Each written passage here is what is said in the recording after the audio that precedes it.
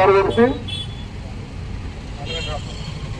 బాలవతి రాంబాబు గారిని పత్రికలు కోరుతా ఉన్నాం.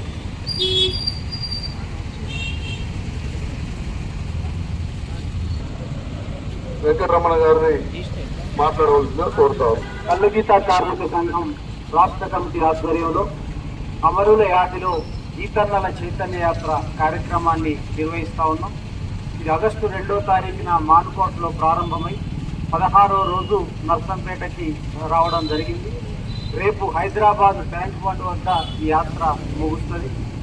మా యాత్ర బృందానికి నర్సంపేట ప్రాంతంలో ఉన్నటువంటి గీతా కార్మికులు, గౌడులు, శ్రేయోభిలాషులు స్వాగతం పలికిన మీ అందరికీ మరొకసారి ధన్యవాదాలు తెలియజేస్తా ఉన్నాను.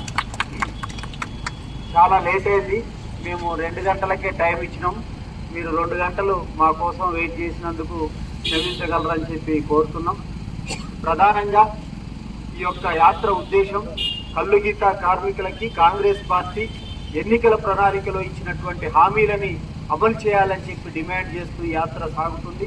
అలాగే మనం పార్టీలకు అతీతంగా సమస్యలపైన కొట్లాడితే ఎలాంటి ప్రభుత్వాన్నైనా మెడలు వంచి మన హక్కులు సాధించుకోవచ్చని